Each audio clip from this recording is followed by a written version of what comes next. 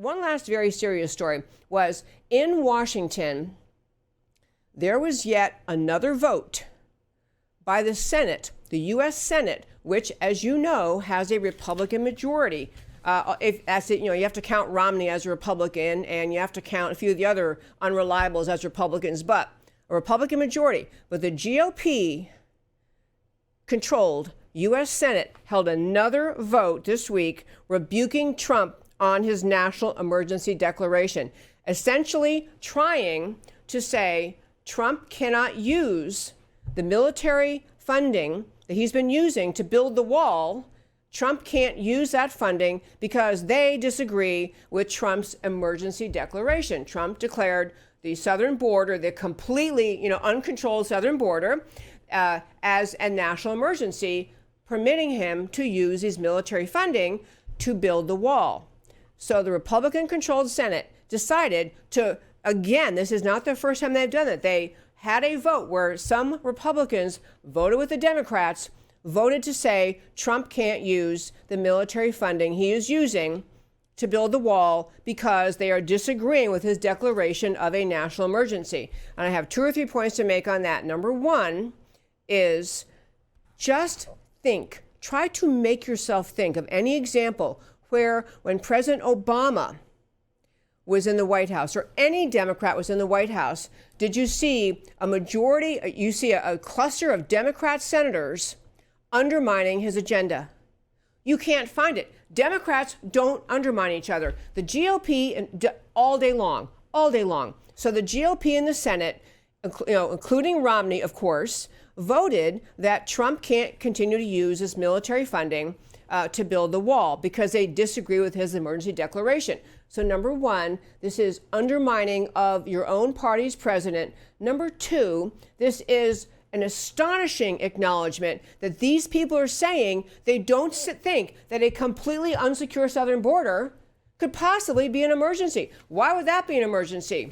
I mean, we have, as we talked about in the show before, we have Islamic terrorists from Bangladesh. Yes, Bangladesh. We have Islamic terrorists from other countries. We have human traffickers, drug traffickers, sex traffickers, gang members, gang cartel members coming across the southern border, flooding the southern states, but there's not an emergency. You're not supposed to see this as an emergency. That's what these Washington Republicans in the Senate, obviously the Democrats all voted together to say that Trump can't use his military money for the wall, but they had enough Republicans join the Democrats that the resolution passed, that said he can't use the money. Now, to be clear, Trump can veto this. He'll veto it.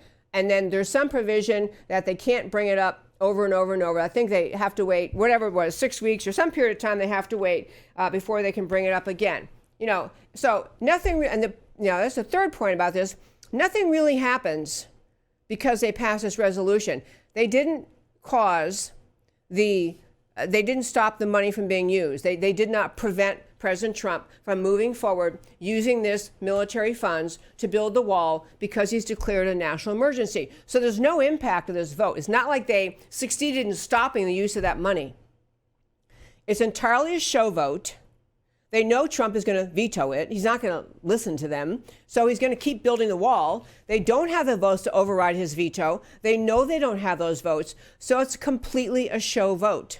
Next point on this effort of all the Democrats, I do hold them accountable too, but I hold the Republicans in the U.S. Senate even more accountable because what is driving so much of the unwillingness to secure the border, what is driving the agenda to oppose border security is too many people in Washington getting donations from the Chamber of Commerce, other organizations that want the flow of illegal aliens to continue. It is members of the Senate receiving donations from Chamber of Commerce or the Chamber of Commerce affiliates that give them money and say, we're donating to you, but don't you let that southern border get secure. Don't you let that wall be built. So these people are more beholden to the donors that help them stay in office because it's expensive to run campaigns, it's expensive to remain in office. They're more beholden to the people donating money to them, regardless of whether what those people want is going to hurt America or help America. they're more beholden to them. The final point I will give small credence to, there is a small handful of Republicans in the Senate who genuinely mean that they think they have to vote against allowing Trump to continue to using military funds under this emergency declaration to build the wall. They say it's because that this was not a legitimate emergency, and they, the Senate, have the constitutional obligation to hold the president in check, to not let him use power he shouldn't be using. Now, that is a legitimate in the abstract argument. They do. I mean, the Senate, that's what they should do, among the many things. There's balance of power, there's checks and balances. Yeah, they have that obligation in the abstract. But to exercise it here goes back to my first point. They are exercising it here because they cannot agree with the president that there is actually some crisis at our southern border. And if you can't see the crisis at the southern border, if you can't see that the declaration of a national emergency was justified given our unsecured border and the hordes, the hundreds and thousands of bad actors crossing into America across our southern border, then you have very, very, very poor judgment. But I want to actually call out the Republicans who voted against Trump. And really, my last quick point was, when you vote against permitting the president to continue building the wall, you're really voting against the will of the American people. It was one of the primary promises President Trump made. One of the primary reasons that drove such enthusiasm among American voters was Trump is going to secure the border. So the Republicans who did this, who voted with the Democrats, were Susan Collins of Maine. She's barely Republican, but hey, Susan Collins of Maine. Mitt Romney, naturally, of Utah. Lamar Alexander, Tennessee. Lisa Murkowski of Alaska, not really Republican. Anyway, Rand Paul of Kentucky, he is one I will give credit to. I think he has a genuinely held sense that this is a constitutional issue. And so he's not trying to undermine the president. He sees it as a constitutional issue. Doesn't make him right. Mike Lee of Utah, could not be more disappointed in him. Jerry Moran of Kansas, Rob Portman of Ohio, Pat Toomey of Pennsylvania, Roy Blunt of Missouri, and Roger Wicker of Mississippi. Marco Rubio voting, he's got that soft spot where he just says he cannot get on board with securing the border.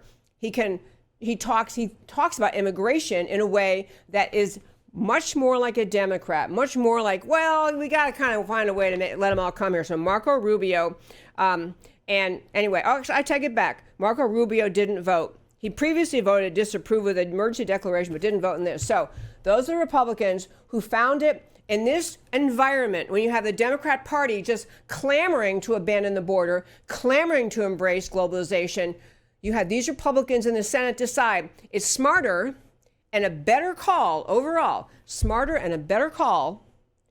to embarrass the president, to vote with the Democrats against the president, to try to prevent him, or to vote that he cannot use the emergency funding because of the emergency declaration, use the military funding.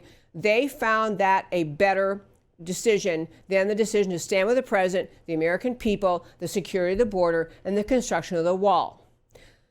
Extremely, extremely disappointing on their part. If you're one of those types that writes emails and calls Congress, calls the Senate, this would be a great topic to call them on. Truly, truly so disappointed. I mean, unsurprised in the case of Mitt Romney because, he's in a league of his own. We're going to have to do a special Mitt Romney segment sometime. League of his own, just, elitist, ruling class, doesn't care what the American people think about anything. He's about being one of the ruling elite. And the idea that he had to serve in the Senate under President Trump does not sit very well with him.